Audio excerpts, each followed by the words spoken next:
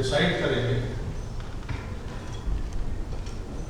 سر سید احمد خان جو modern India کے pillars میں سے ہیں اور جن کی سوچ نے، جن کے کارناموں نے الگ الگ فیلڈس میں ایک پوری گیلیکسی کو، جنریشنز کو انسپائر کیا، اور اس میں اتنے نام ہیں کہ گنانا بھی آسان نہیں ہے. ان کی جو فکر تھی، جو ان کی سوچ تھی، اسی کو زندہ رکھنے کے لیے، برقرار رکھنے کے لیے، اور بیچ میں نہ صرف ان کی یاد کو تازہ رکھنے کے لیے، ان کے آئیڈیاز کی روشنی میں ہم لوگوں کو یہ موازنہ کرنا چاہیے، احتساب کرنا چاہیے کہ جہاں جو ان کی فکر تھی اس میں ہم لوگ آج کہاں کھڑے ہیں اور کہاں تک ہم نے اس ڈائریکشن میں پہل کی اور کی تو کہاں رک گئے. اسی کے اوپر یہ کنورسیشن ہوگا گورنر صاحب کے ساتھ. اور دوسرا سیشن جو ہے اس میں پروفیسر دانش اقبال جو ہمارے سر سید مشن کے روح رواں ہیں ایک طرح سے، ان کا لکھا ہوا داستان گوئی کے اوپر پرفارمنس ہمارے ساتھ جو لوگ ہیں وہ یہاں پیش کریں گے. میں آپ کو بتانا یہ چاہتا ہوں کہ یہ آج کا جو پروگرام ہے وہ کچھ ایسے غمگین سانحے کے سائے میں کر رہے ہیں ہم لوگ کہ پروفیسر دانش اقبال صاحب کا 16 سال کا بچہ، جس دن ہم نے یہ ڈیٹ طے کی، اس کے اگلے ہی روز اس کا انتقال ہو گیا بہت عجیب سرکمسٹانسز میں، اور بہت شاکنگ ہے. اور وہ آج اس لیے ہم لوگوں کے ساتھ یہاں پر نہیں ہے کہ ابھی اتنے بڑے شوق سے وہ گزر رہے ہیں، لیکن انہوں نے یہاں کے سب اس چیز کو ڈائریکٹ کرنے کا اور کس طرح اسے ہونا ہے اس کا سب انتظام کیا. وہ بچے کے فوٹوز آپ یہاں دیکھ سکتے ہیں. 16 سال کا لڑکا جو نوجوانی کی دہلیز پہ قدم رکھ رہا تھا، ماسٹر ایمان دانش. اس لیے ان کے فوٹوز تاکہ آپ لوگوں کو پتہ رہے کہ اتنے بڑے حادثے کے بعد بھی ہماری ٹیم داستان گوئی کی آپ کے سامنے اپنا پرفارمنس بھی کرے گی. دانش اقبال صاحب کی ضرورت کرے گی.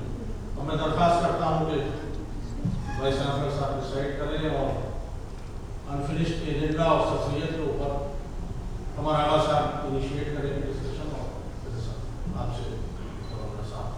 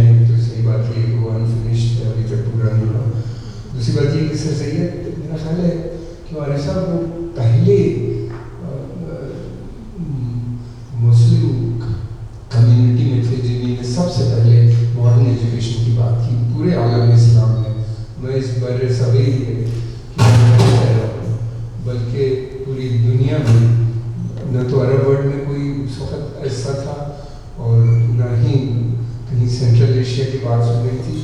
سینٹرل ملیشیا تو خیر اس وقت بالکل زار کے قبضوں میں تھا اور وہاں کے اوپر حالات ہی الگ تھے، اور ان کا ٹائمنگ بہت امپورٹنٹ ہے، اس کی ٹائمنگ سمجھنا بہت ضروری ہے. وہ جو پیریڈ تھا 19 سینچری کا، وہ that was the worst period for the Muslims. میں سمجھتا ہوں اس سے خراب پیریڈ شاید نہیں آیا ہو. لگاتار مغل امپائر کا ڈکلائن ہوتا چلا جا رہا تھا، ایسٹ انڈیا کمپنی پورے ملک پہ قبضہ اس کا بنتا چلا جا رہا تھا، بادشاہ کے پاس پاور کچھ نہیں رہ گئی تھی. اور پھر 1857 ہوا، غدر ہو گئی اور اس میں لاکھوں لوگ مارے گئے، اور ہندو مسلمان سب مل کے لڑے تھے، تو بہت بڑی تعداد میں لوگ مارے. پھر اس کے علاوہ یہ بھی تھا کہ دوسری طرف عرب ورلڈ جو تھا یا اسلامک نیشنز جو دوسرے تھے جو تھے سچ مچ، وہاں پہ بھی ایک بڑی بڑی حالت تھی. خاص طور سے آٹمن امپائر جو عثمانی امپائر جس کو ہم کہتے ہیں، اس کا ڈکلائن ہو رہا تھا، اور دھیرے دھیرے پھر بعد میں وہ فرسٹ ورلڈ وار میں ڈس انٹیگریٹ بھی ہو گئی. تو یہ پیریڈ وہ تھا جس کے اوپر، اور جتنا بھی ڈکلائن ہو رہا تھا مسلمس کا یا مسلم امپائرس کا، اس کو جو ریپلیس کر رہا تھا وہ ویسٹرن نیشنز تھے. برٹین، فرانس مینلی، اور کہیں کہیں ایک جگہ اٹلی بھی تھا لیبیا میں، اور فرانس اینڈ برٹین یہ میجر کولونیل پاور تھے. ہندوستان کے اندر بھی ایسٹ انڈیا کمپنی جس کا ذکر ہوا وہ آ گئی تھی. تو یہاں کے لوگ مسلمانوں میں کافی حد تک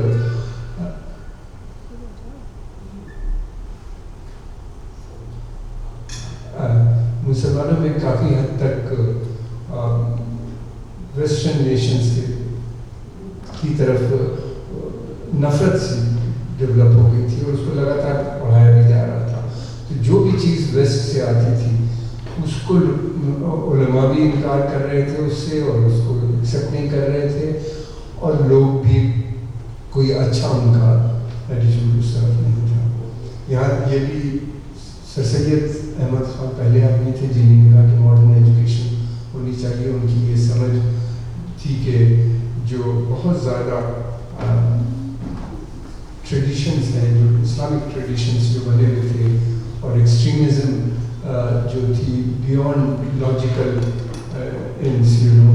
یہ دو چیزیں انہوں نے کی تھی، ایکسٹریمزم اور ٹریڈیشنس. یہ اس کی وجہ سے ان کا ماننا یہ تھا کہ مسلمان ڈیولپ نہیں ہو پا رہے، اور یہ تبھی ان کا ماننا یہ تھا کہ اس کو ختم کرنے کا وقت بدل گیا ہے. انہوں نے اس بات کو سمجھ لیا تھا کہ وقت ایک نیا وقت شروع ہو رہا ہے، ایک نیا دور شروع ہو رہا ہے، اور اس میں ہم کو انگریزوں کے ساتھ مل کے رہنا پڑے گا. اس لیے کہ بالکل مارجنلائز ہو گئے تھے مسلمان میوٹنی کے بعد تو خاص طور سے، اور ان کے پاس کوئی حیثیت نہیں رہ گئی تھی. دوسری کمیونٹیز نے ان کو جوائن کر لیا تھا برٹشرز کو. تو ان کا ماننا یہ تھا کہ تو انگریزوں کے ساتھ مل کے کرنا چاہیے. دوسرے ماڈرن ایجوکیشن، انہوں نے پہلے بھی اسکول کھولے تھے، ماڈرن اسکول. مراد آباد میں جب وہ تھے تو انہوں نے مراد آباد میں ایک اسکول کھولا تھا، گلشن اسکول. پھر اس کے علاوہ ایک اسکول انہوں نے ایسٹرن یو پی میں بھی کھولا تھا، وکٹوریا کے نام سے، بستی میں شاید، آئی ڈونٹ ریمبر ایگزیکٹلی. پھر اس کے علاوہ انہوں نے علی گڑھ میں جو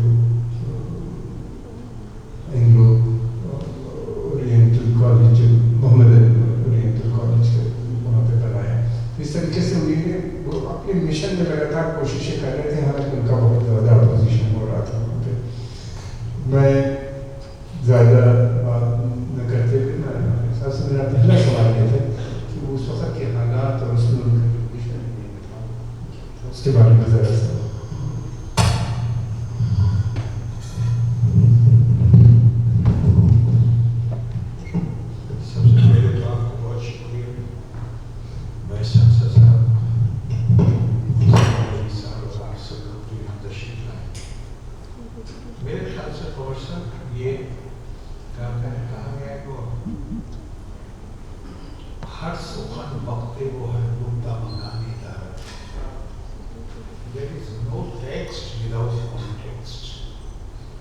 جب بھی کسی کا مطالعہ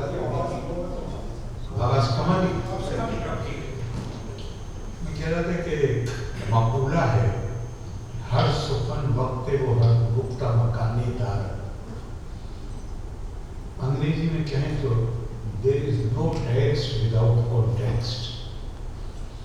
اور کوئی بھی تجزیہ تبھی مفید اور کارآمد ہوتا ہے جب ہمیں یہ پتہ ہو کہ ہونے والا واقعہ کس تناظر میں پیش آئے. ایک بہت مشہور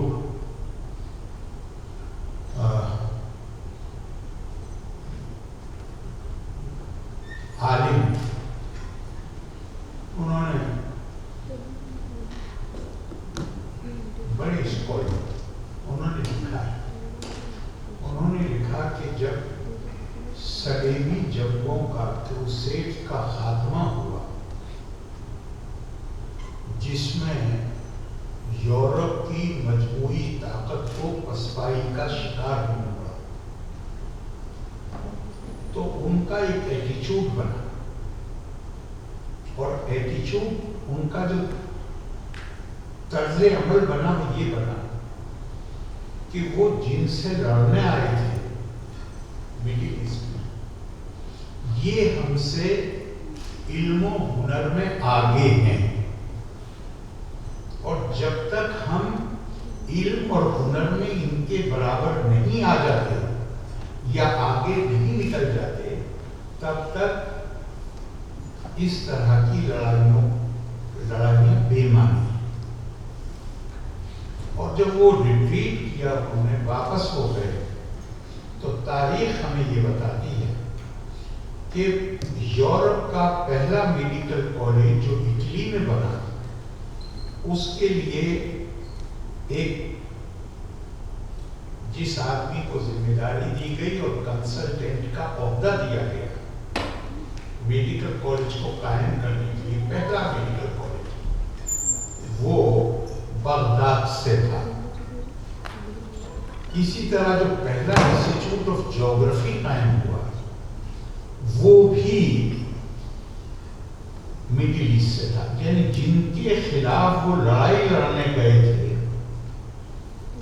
انہوں نے محسوس کیا کہ یہ علم و ہنر میں ہم سے آگے ہیں. انہوں نے اس میں کوئی قباحت محسوس اور لڑائی بھی کیسی ہمارا قبلہ ان کے قبضے میں ہے اسے آزاد کرا. لڑائی صرف سلطنت کی لڑائی نہیں تھی اس میں مذہبی جذبات بھی شامل تھے. اس کے باوجود ان کا یہ ایٹیچیوڈ بنا کہ ان سے بھی ان کے پاس جو علم کی زیادتی ہے اس کو حاصل کرنا ہے. اور یہ میں نہیں کہہ رہا ہوں اپنی طرف سے, میں نے کہا میں کوٹ کر رہا ہوں. اگر مجھے صحیح یاد ہے نہیں بیٹھے بیٹھے مجھے خیال آیا یہ شاید جسٹس سید امیر علی کے جملے اور اس کے بعد وہ لکھتے ہیں کہ اس کے بعد جب یورپ کا رنیساں شروع ہوا نشاط ثانیہ اور یورپ علم و ہنر میں بہت آگے بڑھ گیا. اب انہوں نے کروسیڈز نہیں کی,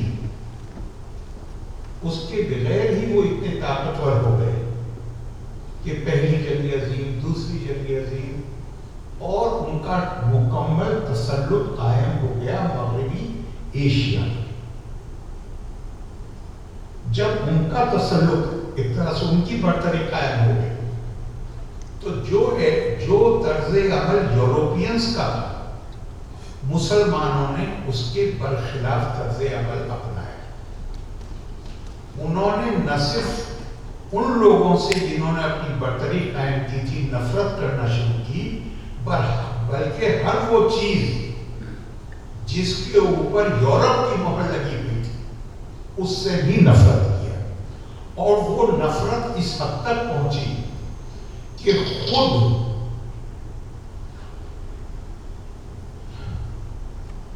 جو چیزیں یورپ والے مسلم دنیا سے لے کے گئے تھے اب انہوں نے اس کو مزید آگے بڑھایا تھا.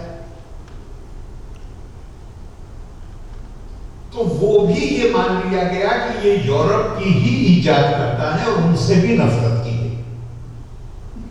اور اس سلسلے میں سب سے دلچسپ بات ہے جو مولانا آزاد نے اپنی تقریر میں उत्तर प्रदेश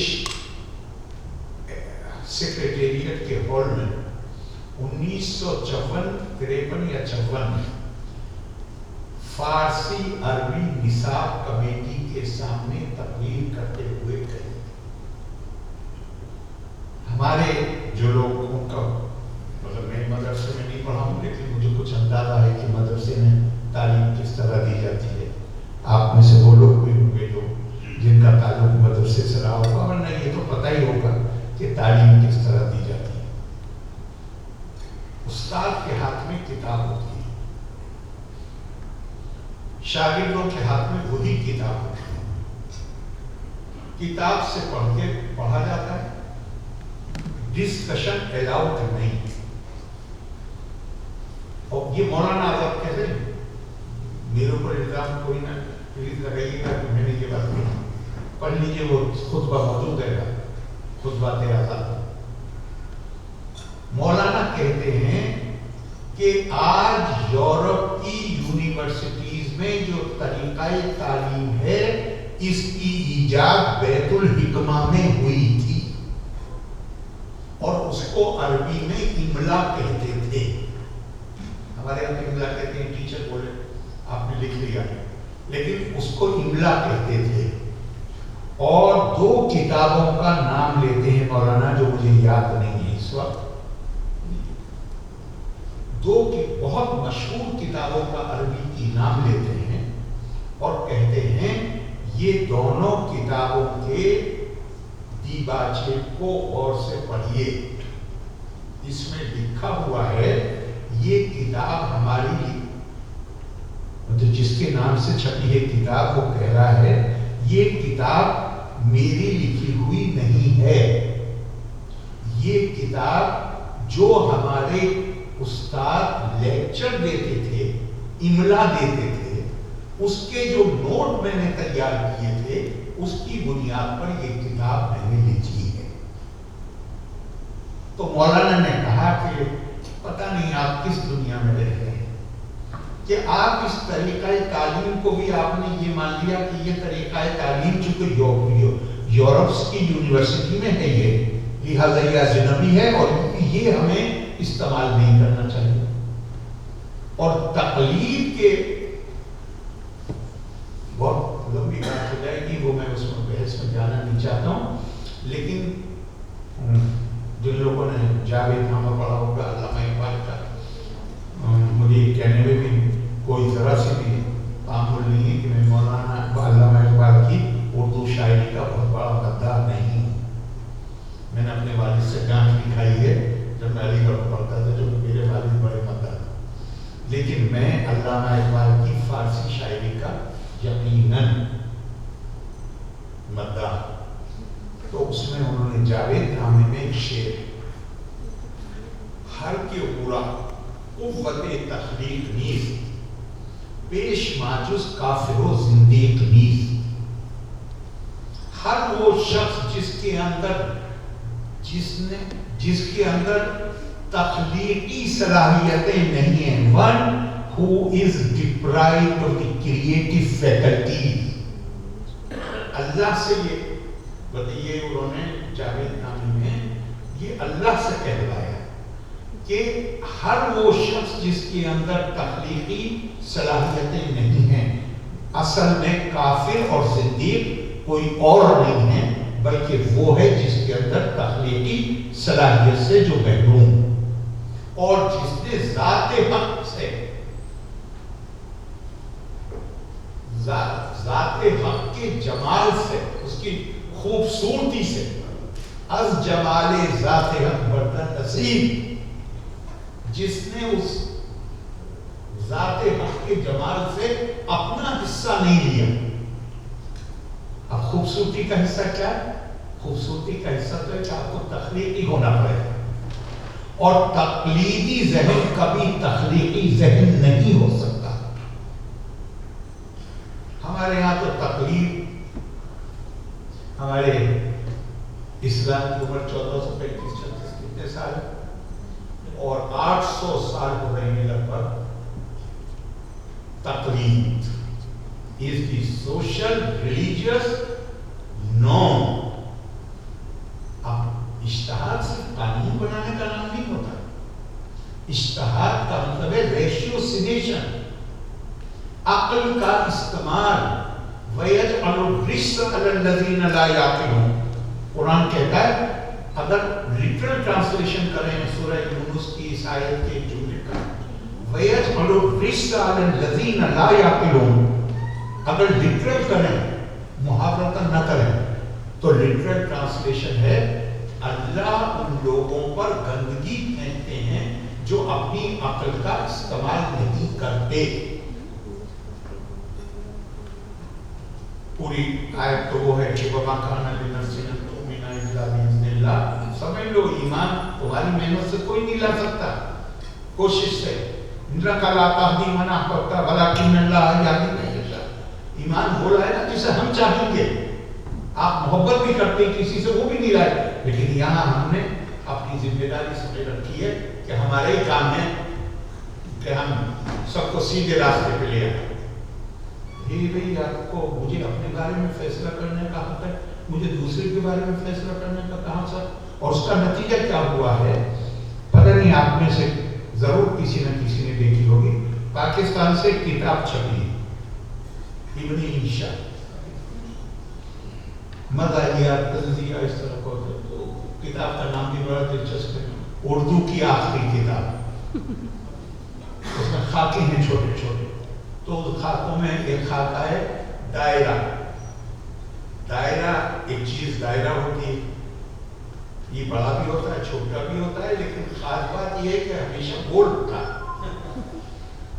और लिखते लिखते मुझे पूरी चीज याद नहीं है, ज़हन में आ गया, लिखते लिखते लिखते, और एक दायरा इस्लाम का भी होता है। पहले इसमें दाखिल किया जाता था, अब सिर्फ बाहर निकाला जाता है। ये कहां सा है जहां जो दीन इंसान को बंदा बनाने के लिए आया था, वहां हर आदमी खुदा बन बैठा, दूसरे के ईमान का फैसला करने लगा। कौन है आप? किसने हक दिया है आपको दूसरे के ईमान का फैसला करने? ये कहां से आया? ये वहां से आया जहां कुरान की तालीमात को बरतरफ करके हमने हर चीज तकलीदी ज़हन में जो हमारे रास्ते पे नहीं है, और सरसैयद ने क्या लिखा है उसके बारे में। तो ये एटीट्यूड का फर्क है। यूरोप ने एटीट्यूड अपनाया, जिनके सामने हम हारे हैं, चूंकि वो इल्म और हुनर में हमसे आगे हैं, लिहाजा हम उनसे इल्म हासिल करेंगे। और जस्टिस अमीर अली के मुताबिक मुस्लिम एटीट्यूड ये बना कि जिनसे हारे, जिनका कब्जा हुआ, उनसे भी नफरत, उन उलूम से भी नफरत जो उनसे एसोसिएटेड है, और हद ये कर दी बकौल मौलाना आजाद के कि जो अपने यहाँ जो चीज डेवलप हुई थी बैतुल हिकमा में, चूंकि उसका बहुत सही इस्तेमाल किया यूरोप ने अपनी यूनिवर्सिटीज में, तो चूंकि हमें ये भी नहीं मालूम कि ये लेक्चर देके तालीम देने का और स्टूडेंट्स को सवाल पूछने का हक और डिस्कशन, ये सबसे पहले तरीका तालीम बैतुल हिकमा में अपनाया गया था। अब इसे यूरोप ने अपना लिया, चूंकि उन्होंने इसकी इफादियत करी, तो हमने कहा नहीं, ये तरीका भी नहीं होना चाहिए हमारे इदारों में, ये भी अंग्रेजों का है। और मैं मानता हूं, मैं बहुत दफा सच कह रहा हूं आपसे, हंसी मजाक की बात नहीं, मैं बहुत दफा गौर करता हूं कि क्या कुदरत की हमारे पर मेहरबानी हुई है सरसैयद की शक्ल में। अगर ये मेहरबानी ना हुई होती कुदरत की, तो हम क्या कर रहे होते? जरा गौर करें। अरबों के पास कम से कम तालीम नहीं थी, तो तेल तो निकल आया, हमारे पास तो तेल भी नहीं था। हम तो नौकरी छोड़िए चाकरी करने की हैसियत में नहीं होते अगर सरसैयद की शक्ल में ये कुदरत की मेहरबानी हमारे ऊपर ना हुई होती। इसलिए क्या हमारे यहाँ तो मैं बहुत दफा मतलब मेरा तो बार वक्त आदमी फ्रस्ट्रेटेड महसूस करता है। मुस्तफा कमाल पाशा की मशहूर तकरीर है, उसने कहा कि 1520 के आसपास प्रिंटिंग प्रेस इजाद हुआ। 1520 के आसपास आइए विजय भाई, आइए विजय भाई। 1520 के आसपास आइए।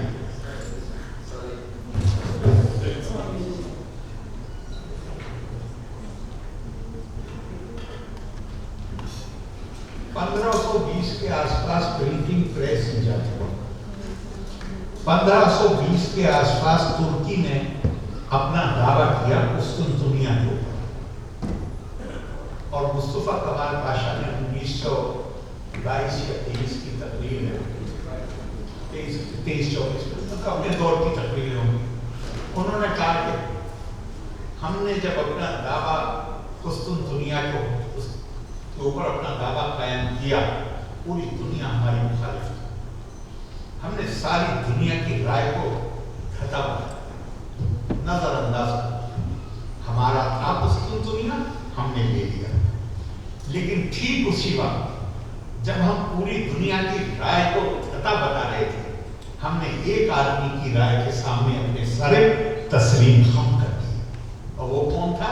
वो था शेखुल इस्लाम तुर्क, जिसने कहा कि प्रिंटिंग प्रेस हराम। और उसने कहा उस वक्त आप पूरे यूरोप का जायजा ले लीजिए, तुर्की और बकिया यूरोप के तालीमी मेयार में कोई फर्क नहीं था उस वक्त, लेकिन प्रिंटिंग प्रेस के ऊपर ये पाबंदी 200 साल तक लगी है, और उसका नतीजा ये हुआ कि बाकी यूरोप सब आगे निकल गया और हम पीछे। सिर्फ इतना नहीं, शेखुल इस्लाम से पूछा गया को व्हाट वेंट रॉन्ग, मैं पढ़ा बर्नार्ड लुईस की किताब, पूछा गया कि साहब क्या जंग में मुसलमान फौज वो बंदूक का इस्तेमाल कर सकती है? नहीं, मुसलमान तो सिर्फ तलवार से लड़ सकता है, बंदूक का इस्तेमाल नहीं कर सकता, हराम। अब वो कुछ दिन तो चलता रहा, फिर खलीफा जो भी उस वक्त रूलर था उसने कहा भाई ये शेखुल इस्लाम लड़ाई लड़ने नहीं जाते, मरते हमारे लोग। उन्होंने घटा बताई राय को और उन्होंने बंदूकें मंगा ली, लेकिन फिर भी उनकी फेस सेविंग के लिए दिलचस्प जो है वो आगे का हिस्सा है। फेस सेविंग के लिए उनकी पूछा कि साहब हमारे लोगों को बंदूक चलाना आता नहीं है, क्या हम बाहर से ट्रेनर बुला सकते हैं? शेखुल इस्लाम ने कहा मुसलमान का उस्ताद गैर मुस्लिम तो हो ही नहीं सकता। अब इसका नतीजा क्या हुआ? वो थोड़ी फेस सेविंग देना चाहते हैं, उनकी राय के खिलाफ बंदूकें मंगा ली थी, लेकिन फेस सेविंग देना चाहते हैं। तो क्या क्या किया? एक हंगेरियन को, जिसका नाम मुझे इस वक्त याद नहीं, एक हंगेरियन को मान लो उससे तय हुआ कि तुम्हें 5,000 रुपए महीने दिए जाएंगे, तुम बंदूक चलाने की ट्रेनिंग दोगे। अब उसके साथ एक एडिशनल मुआहिदा और किया तुर्की की सरकार ने, वो क्या था? जितने दिन तुम हमारे यहाँ रहोगे उतने दिन तुम्हारा नाम अब्दुल हमीद रहेगा और तुम अपने आप को मुसलमान कहोगे। बोलेगा बड़ी खुशी की बात, मेरे सर पे क्या असर पड़ रहा है, और उसके लिए तुम्हें 5,000 रुपए तनख्वाह मिलेगी, 2,500 रुपए नाम बदलने के लिए जितने दिन भी रहोगे, 2 साल, 2.5 साल, 3 साल, उतने दिन तुम्हें ये 2.5 उसकी तनख्वाह का लगभग आधा उसको ऑफर किया गया कि ये तुम्हें इसके लिए मिलेगा कि तुम अपना असली नाम मत बताना, तुम ये नाम बताना। तो साहब मेरे तो बात बात ये समझ में नहीं आता कि अगर एक चीज हराम है, हमारे यहाँ हिंदुस्तान में 67 में अलीगढ़ में हमारे हॉस्टल के लड़के जियोलॉजी डिपार्टमेंट के अल्मोड़ा गए हुए थे एजुकेशनल टूर। जब वो आए बेचारे लौट के तो पता चला कि किसी के यहाँ चोट थी, किसी के यहाँ चोट थी, जख्म थे, वो भर भी रहे थे। एक ही दिन पहले का किस्सा था, वो अल्मोड़े से आ रहे थे, जुमे का दिन था, बरेली में नमाज पढ़ने के लिए बस में थे, जल्दी जल्दी का था, बस से उतरे और जल्दी जल्दी वुजू किया और मस्जिद में चले गए। और ये सब के सब अलीगढ़ वाले पैंट शर्ट पहन के, सर्दियों का जमाना था, सूट भी पहने हुए, सबकी पिटाई हुई, मस्जिद से बाहर निकाला गया और मस्जिद को धोया गया, जुमे की नमाज मिले हुई और खूब पिटाई हुई, थोड़ी बहुत पिटाई नहीं हुई थी। तो मैं सोची कि ये कपड़े पहन के मुझे कभी, मैं वाकई इसलिए नहीं बोलता کہ اتفاق سے ہم ان دنوں میں علی گڑھ میں یہاں آئے تھے، اور اگر آپ میں سے کچھ لوگ جو ہماری عمر کے ہیں انہیں دھیان ہو تو جامع مسجد کے پاس ایک مارکیٹ لگا کرتا تھا سنڈے کو پرانی چیزوں کا، تو ہم وہاں کھڑے ہو گئے، کتابوں میں ہمیں شوق رہا ہے بچپن سے، تو ہم کتابوں والے کاؤنٹر پر وہ کاؤنٹر نہیں ڈھیر ہوتا تھا فٹ پاتھ پہ، ہم دیکھنے لگے تو اس میں ٹائم میگزین تھی۔ اب ہم تو گاؤں سے آئے تھے علی گڑھ میں پڑھنے کے لیے، اسکول ضرور دلی کا تھا، تو یہ چیزیں ہمیں فیسینیٹ کرتی تھیں، تو ہم پرانی ٹائم میگزین نئی نہیں تھی وہ ہم دیکھنے لگے، تو ہم نے وہ خاص طور سے صرف اس لیے خریدی کہ اس میں مصر کی ایک مسجد کا فوٹو تھا جس میں پریزیڈنٹ ناصر اور لوگ سوٹ پہن کے نماز پڑھ رہے ہیں۔ ہم نے کہا بھی ہمارے والوں میں تو پٹائی ہوئی، یہ سوٹ پہن کے نماز پڑھ رہے ہیں، تو ہم نے وہ خاص طور سے خریدا تھا، اپنے ساتھ علی گڑھ لے کے گئے تھے اس ایشو کو سب کو دکھانے کے لیے۔ تو میرے کہنے کا مطلب یہ کہ میری سمجھ میں یہ نہیں آتا، یہاں پر عقل سچ میں جواب دے رہا ہے، آپ پوری تاریخ پہ نظر ڈالیں، یہ چیز حرام ہے۔ ہندوستان میں جب یہ پانی کے جہاز چلنے شروع ہوئے حج کے لیے، تو آپ کو معلوم ہے ایک زمانے تک فتویٰ یہ رہا کہ ہندوستان کے مسلمانوں پر صاحب حیثیت پر بھی حج اب فرض نہیں۔ کیوں حج فرض نہیں؟ پانی کے جہاز سے جانے کے لیے جو پرمٹ بنتا تھا اس کو فوٹو لگانا پڑے گا، اور فوٹو حرام ہے، ایک زمانے تک یہ رہا ہے۔ تو میں بات کرتا میرے دماغ میں خیال آتا ہے کہ اگر یہ چیز اب مانیے 1860 میں حرام تھی، میرا عقیدہ ہے ختم نبوت وہی اب نہیں آئے گی، تو اگر یہ 1920 میں پھر جائز کر دی گئی تو کیا ان کے پاس کوئی وحی ہے کہ انہوں نے جائز کر دی پہلے حرام؟ یہ کیسے ہوا؟ کچھ دن کے بعد وہ لوگ جو کہتے تھے فوٹو کی وجہ سے حج کو بھی نہیں جاؤ گے، آج آپ کوئی سا ٹی وی چینل کھولیے تو اینکرز کے ساتھ ڈیبیٹ کرتے ہوئے نظر آتے ہیں انہیں کے جانشین۔ میں ایک اینکر سے مجھے تھوڑا غصہ آ گیا اور میں نے ان سے پوچھا، اور ایسے غصہ نہیں آیا، اس کے بعد میں کبھی کسی اسٹوڈیو میں نہیں گیا اس دن سے میں نے پوچھا بڑے اردو میں کبھی ایک بات بتائیے، اگر آپ کو ادویت بات پہ بحث کرانی ہے تو آپ یونیورسٹی کے پروفیسر کو بلائیں گے یا کسی مندر کے پجاری کو بلائیں گے؟ ان کا پروفیسر، اور ان کا اسلام کے اوپر بحث کرنی ہے تو آپ کہیں سے بھی پکڑ لائیں گے۔ میں آپ سے قسم کھا کے کہتا ہوں جو مجھے جواب دیا، اسے کہا علی بھائی کون پکڑ کے لائے گا؟ دن بھر اسٹوڈیو کے باہر گھومتے ہی کہ ہمیں بلائیں گے، میں تو اس کے بعد سے کمی نہیں۔ تو یہ بنیادی طور پہ جب آپ نے، میں ہر چیز کے لیے ایک چیز کو ذمہ دار تھا، جس دن آپ نے یہ فیصلہ کر لیا کہ مجھے عقل کا استعمال نہیں کرنا ہے، مجھے عقل کا استعمال نہیں کرنا ہے، جو کچھ پہلے لکھ دیا گیا ہے میں صرف اور صرف وہیں پہ رکا رہوں گا۔ تو پھر میں علامہ اقبال کا ایک شعر کوٹ کرتا ہوں اور کہا کہ سکون محال ہے قدرت کے کارخانے میں، ثبات ایک تغیر کو ہے زمانے۔ کوئی چیز اگر ہے جس کو جو کانسٹنٹ ہے تو وہ دنیا میں صرف ایک چیز ہے، and that is process of change۔ اور کبھی قرآن حکیم کی آیت پر غور کیجئے، إِلَّا تَنْفِرُوا يُعَذِّبْكُمْ عَذَابًا أَلِيمًا وَيَسْتَبْدِلْ قَوْمًا غَيْرَكُمْ لَا تَضُرُّوهُ شَيْئًا۔ اگر تم آگے نہیں بڑھو گے تو اللہ تمہیں شدید عذاب میں مبتلا کریں گے۔ آدمی کہے گا عذاب تو مرنے کے بعد ہوگا، نہیں اگلی لائن دیکھ لو کیا، وَيَسْتَبْدِلْ قَوْمًا غَيْرَكُمْ، تم جہاں بیٹھے ہوئے ہو کسی دوسرے کو لا کے تمہاری جگہ بٹھا دیا جائے۔ تو اس دنیا کی بات ہو رہی ہے۔ ترمذی کی مشہور حدیث ہے، اِنَّكُمْ فِي زَمَانٍ مَنْ تَرَكَ مِنْكُمْ عُشْرَ مَا أُمِرَ بِهِ خَلَقَ ثُمَّ يَأْتِي زَمَانٍ مَنْ عَمِلَ مِنْهُمْ بِعُشْرِ مَا أُمِرَ بِهِ نَجَا۔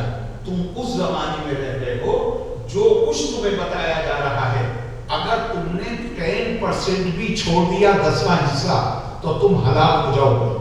لیکن اس کے بعد کا زمانہ جب آئے گا تو اس میں اگر 10% پہ عمل کر لیا تو تمہاری نجات ہو جائے گی. تمام اسکالرز کی رائے ہے کہ مطلب جو قرآن خاص طور سے یا جو جنہوں نے بات کو اصول اور ضابطے طے کیے کہ وہ ہائیلی کانٹیکسٹ سینسیٹیو ہیں. ایون قرآن کی آیتیں ہائیلی کانٹیکسٹ سینسیٹیو ہیں. قرآن میں مثال کے طور پہ آتا ہے کہ 2 وقت یہ ایسے ہیں کہ جب کسی کے کمرے میں جاؤ تو اجازت لے کے جاؤ. تو بخاری شریف میں حدیث ہے کہ وہ ایک بچہ کوئی آدمی پوچھتا ہے حضرت ابن عباس سے کہ صاحب قرآن میں تو یہ لکھا ہوا ہے اب تو کوئی اجازت نہیں دیتا. تو کہتے ہیں میرے بیٹے یہ آیت اس زمانے میں اتری تھی جب عربوں کے گھروں پر لکڑی کے دروازے نہیں ہوتے تھے, پردے ہوتے تھے. پردے کو پہ تالا نہیں لگایا جا سکتا. اب شوہر بیوی ایک ساتھ وہاں لیٹے ہوئے تم ایسے آرام کرنے کے لیے لیٹے ہوئے تم گھس جاؤ گے کمرے میں تو یہ تھا کہ اجازت لے کے جاؤ. اب دروازے ہیں اس میں کنڈی ہے, اب اس کی ضرورت نہیں ہے جو ضرورت اس وقت. Highly context sensitive. لیکن ہم نے اسے جامد بنایا. آپ جامد کسی بھی چیز کو بنائیں گے دھیان رکھیے یہ ممکن ہے کہ اگر آپ اس نوٹ بک کو جو بھی ماحولیاتی چیزیں ہیں ان سے محفوظ کر کے آپ کسی جگہ رکھ دیجیے. 100 سال بعد بھی 200 سال بعد 1000 سال بعد اس پتھر کو جس کو محفوظ کر کے رکھا ہے محفوظ کرنا اس کو بھی ضروری ہے, ورنہ ماحولیات اس کو بھی زد پہنچائے گی. وہ ایسے کا تو ملے گا. لیکن کوئی طریقہ مجھے بتا دیجیے کہ ایک پودے کو بھی آپ اس کی جیسی حالت ہے اس حالت میں آپ 10 دن تک بھی رکھ سکتے. زندہ چیز یا تو گھٹے گی یا بڑھے گی, جامد نہیں رہ سکتے. اگر آپ جامد بنائیں گے کسی چیز کو تو جامد ہونے کا مطلب ہے موت. تو اس جمود کا شکار تھے صاحب وہ اور میں نے پہلے ہی کہا کہ شخصیت کی شکل میں قدرت کی ہمارے اوپر مہربانی ہوئی کہ ہم یہاں بیٹھ کے یہ سب ڈسکس کر رہے ہیں.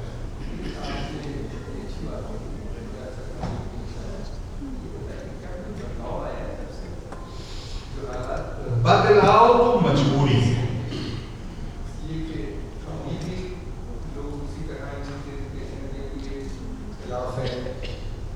سینکڑوں اسکول کشمیر میں بھی جلا دیے گئے. ملک میں پتہ نہیں کتنے اسکول اور خاص طور سے لڑکیوں کے اسکول تو بہت ہی زیادہ ٹارگیٹ ہو رہا ہے.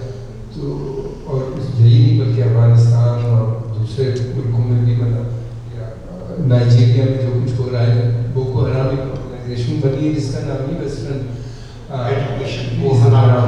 نام ہی اس پہ رکھا ہے. کیا کوئی بدلاؤ نہیں, بدلاؤ تو مجبوری.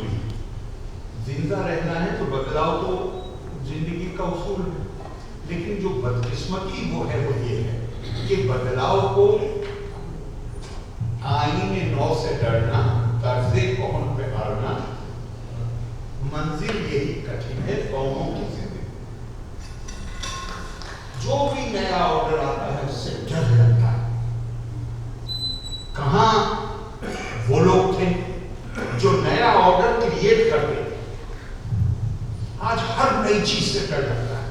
کیوں ڈر لگتا ہے؟ سب سے بنیادی دو, بلکہ میں ایک نہیں کہوں گا دو. سب سے پہلی بنیادی چیز تعلیم.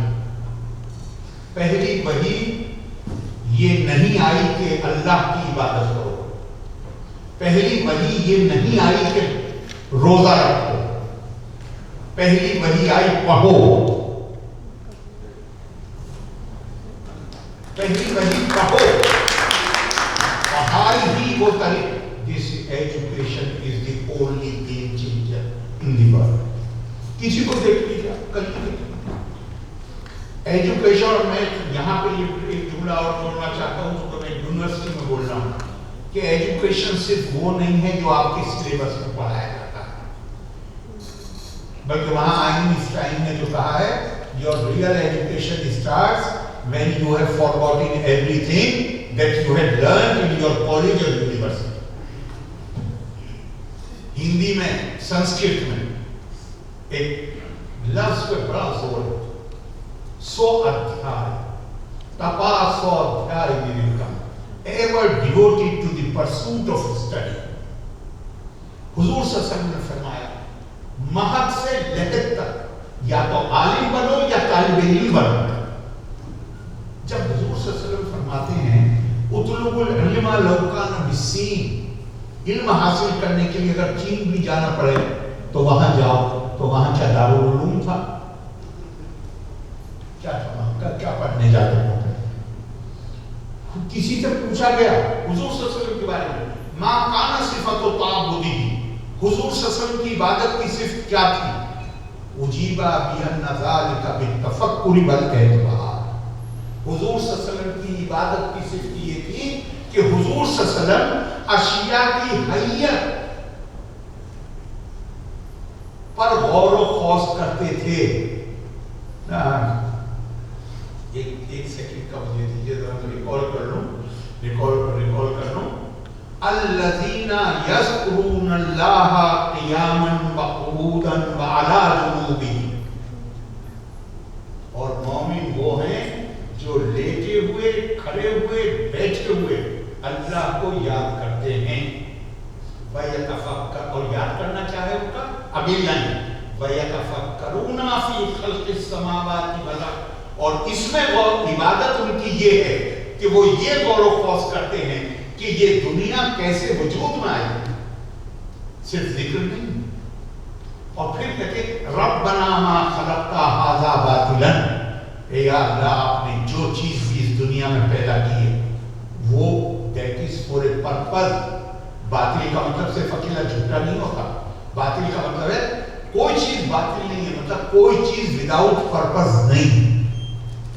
ہم جو کہتے ہیں یہ چیز بری ہے، یہ چیز بری ہو سکتی ہے، اس سے پرہیز کریے، اشتراک کریے، لیکن بے مقصد دنیا میں کوئی چیز اوپر والے نے پیدا نہیں کی ہے. تو وہ عبادت کیا ہے؟ عبادت ہے وَيَتَفَكَّرُونَ فِي خَلْقِ السَّمَاوَاتِ وَالْأَرْضِ، وہ زمین اور آسمان کی پیدائش کیسے ہوئی اس پر غور و خوض کرتے ہیں. اگر اجازت ہو تو دوسرے سے پلیز واپس سے یہ مشن پہ آ جائیں تو زیادہ بہتر ہوگا. تمہید کافی ہو چکی ہے، اور سر سید کا جو مشن تھا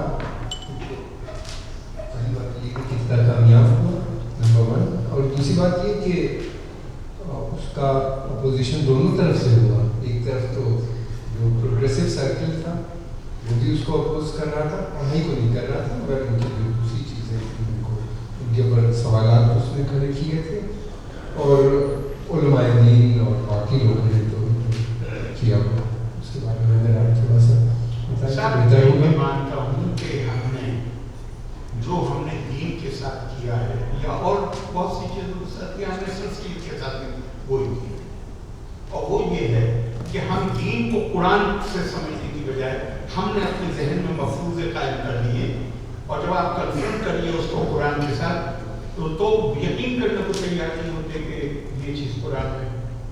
اسی طرح ہم نے سر سید کے ساتھ جو ظلم کیا ہے وہ یہ کیا ہے کہ سر سید کی اتنی تقریریں، اتنی تحریریں، اتنے مقالات، اتنے خطوط ہیں کہ سر سید کو سمجھنے کے لیے کسی دوسرے کی مدد کی ضرورت ہی نہیں.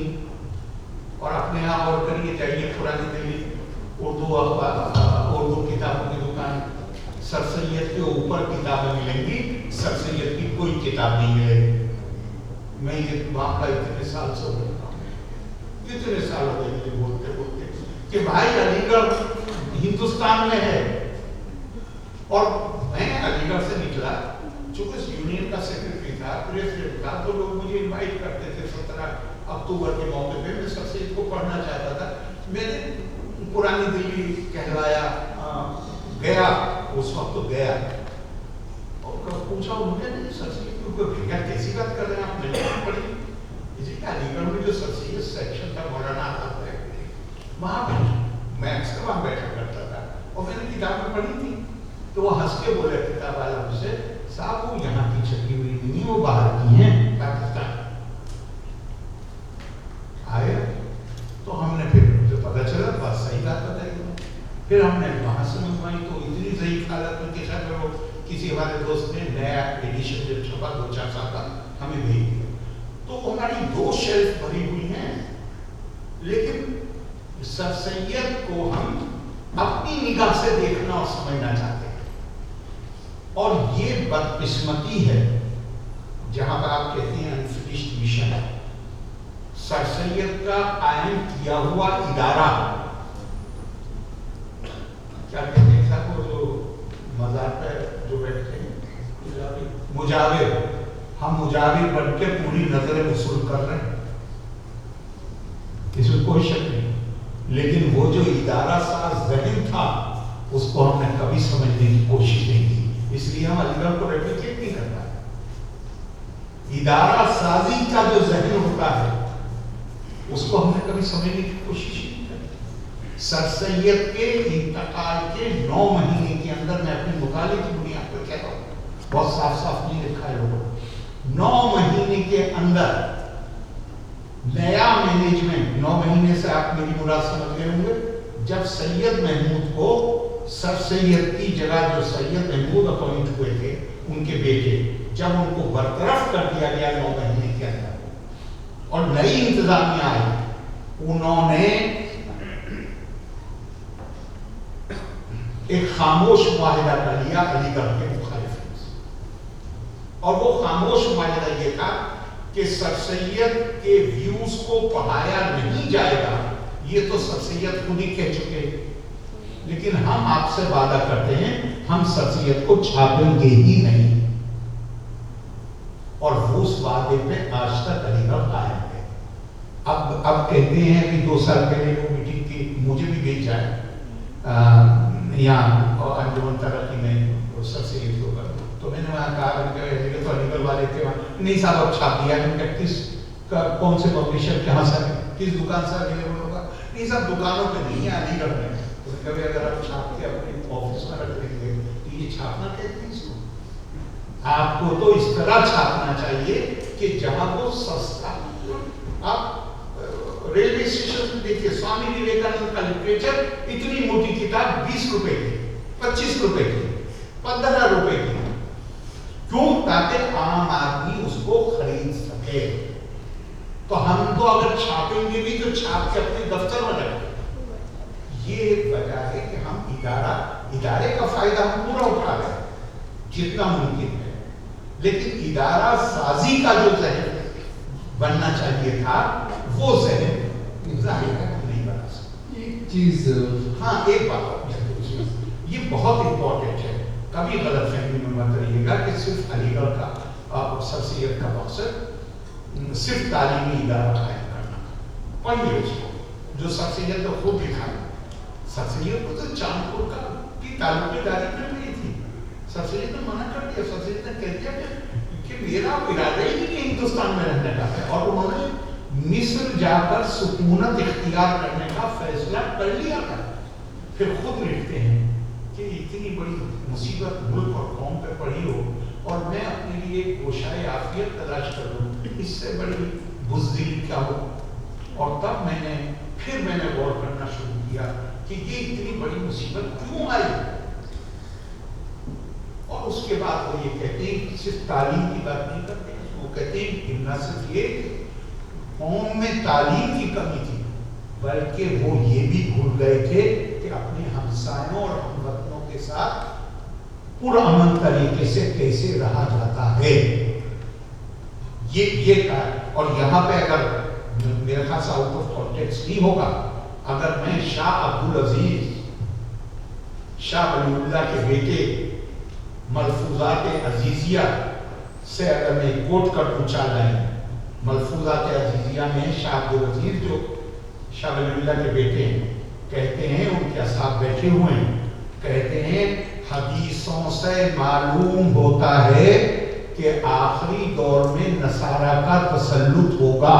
نصارہ there will be domination by the Christians. تو ان کے جو بیٹھے ہوئے لوگ ہیں وہ کہتے ہیں حضور اب یہ وہ وقت ہے جب مغل بادشاہ پینشن خوار بن چکا ہے آلریڈی کمپنی کا. تو وہ کہتے ہیں حضور کیا یہ وہی نصارہ نہیں, وہی کرسچن؟ مجھے لگتا ہے وہی, کیونکہ حدیث میں آیا ہے الملک یبقی بالکفر ولا یبقی بالظلم. حدیث میں یہ آیا ہے کہ ملک کفر کے ساتھ چل سکتا ہے, ظلم کے ساتھ نہیں چل سکتا. اور اگلا جملہ ہے شاہ عبدالعزیز کا, اور مسلمانوں کے معاشرے میں ظلم عام ہو گیا ہے. تو انما الاخلاق ما بقی فانہم ذهبت اخلاقهم ذهبت. کسی لوگوں کو دیکھیے اگر ان کی حالت خراب نظر آتی ہے آپ کو لگاتار, تو عربی کے اس مقولے کے مطابق ان کے اخلاق پستی میں چلے گئے. اور میں لوگ گروپ انڈیویجول گروپ رائز کرتے ہیں جب تک ان کے اخلاق اچھے ہوتے ہیں. جب اخلاق کا انحطاط ہوتا ہے تو چاہے انڈیویجول ہو اور چاہے گروپ ہو وہ قید مذلت میں گر پڑتے ہیں. ایک سر سید کے اوپر چارج ہے کہ انہی نے انگریزوں کا ساتھ دیا 1857 میں بھی, غدر میں بھی ساتھ دیا. ایک سے دوسرا انہی نے بعد میں بھی ان کے کہا کہ مسلمانوں کو ان کے ساتھ پوری طریقے سے جڑ کے رہنا چاہیے. یہ اسٹیٹمنٹ ان کے ایسے وقت پہ آئے جب کئی لاکھ لوگ مر چکے تھے, ہندو مسلمان سب مرے ہوئے تھے یہاں پہ. اس کی ٹائمنگ آپ کو نہیں لگتی. اور دوسری بات یہ کہ وہ بار بار ہر وقت یہی ان کا رہتا تھا. دوسرے انہی نے ایک طرف تو انگریزوں کے ساتھ رہنے کی بات کی, اسی طرف انہی نے ڈیموکریسی کو اپوز کیا, انہی نے اخلاق کی بات نہیں کی. انہی نے کہا کہ مسلمانوں کو الگ سیپریٹسٹ ٹینڈنسیز ان کو نظر آئیں ہونی چاہیے. انہی نے اس کے اوپر بہت زور کیا. اور ایک ایسا موومنٹ ان کا چلا جس سے کہ ٹینڈنسیز, یہ جو سیپریٹسٹ ٹینڈنسیز بڑھتی چلی گئی. اور انہوں نے مسلمانوں کو کہا کہ پالیٹکس میں نہیں آنا چاہیے. کانگریس بن گئی تھی اس وقت, اس کا بھی انہی نے اپوز کیا کہ کانگریس کو نہیں جوائن کرنا چاہیے, پالیٹکس میں نہیں آنا چاہیے, اور بس انگریزوں کے ساتھ ہی ان کو نظر آ رہا تھا. یہ جو چیزیں تھیں اور ان کی, اور جس کے لیے کہا جاتا ہے کہ وہ ٹو نیشن تھیوری کی ذمہ دار ان کو قرار دیا گیا. آپ اس پہ کیا؟ اب پہلا تو ایک بات یہ آپ نے دو باتیں کہیں. ایک تو کہیں کہ میں ان کی بات کرتا ہوں, پہلی دو باتوں میں کرنا چاہتا ہوں کہ ایک طرف تو وہ یہ کہہ رہے تھے کہ آپ پالیٹکس میں حصہ لیجیے, اور دوسری طرف وہ سیپریٹسٹ ٹینڈنسی پیدا کر رہے. جب وہ پالیٹکس میں ہی حصہ لینے کو منع کر رہے ہیں تو پھر سیپریٹسٹ کہاں سے ہو گئے؟ اصل بات پھر وہی آئیے, تناظر بہت, کانٹیکسٹ بہت امپورٹنٹ ہے. سر سید نے نہ صرف خود نقصانات برداشت کیے تھے, سر سید کا گھر جلایا گیا. الیگزینڈر شیکسپیئر کی رپورٹ کے تخمینے کے مطابق اس زمانے میں جو سامان جلایا گیا تھا سر سید کا, وہ تو اس کو کوئی شک نہیں کہ وہ انگریزوں کے وفادار بالکل. اور اسی وجہ سے جو لوگ اپرائزنگ میں انوالو تھے انہوں نے ان کا گھر جلایا قرآن میں. اور الیگزینڈر شیکسپیئر کے مطابق 35,000 کا تخمینہ تھا اس زمانے میں. 35,000 کا ذرا حساب لگائیے گا آج کتنے ہوں گے. تو یہ بات یہاں اس سے کوئی انکار نہیں کر سکتا, لیکن کانٹیکسٹ سر سید کی نظر میں جو بات تھی وہ یہ تھی کہ ہندوستان کے ہندو مسلمان بہنوں نے پہلی اس آزاد جو وہ 1857 کی اپرائزنگ تھی اس میں حصہ لیا. انگریزوں نے 2 مہینے کے بعد ہندو آبادی کو اس کی اجازت دے دی کہ تم لوٹ کے اپنے گھروں پہ آ جاؤ. مسلمانوں کو کب نہیں جاتے گھروں پہ لوٹ کے؟ پہلی بات تو گھر ان کے استعمال کیے گئے. دوسری بات یہ کہ 2 سال کے بعد اجازت لوٹنے کی. کیوں؟ ہندو نے یہ کہا کہ میں اپنے ملک کو آزاد کرانا چاہتا ہوں. مسلمان آزادی کی بات کب کر رہا تھا؟ وہ جہاد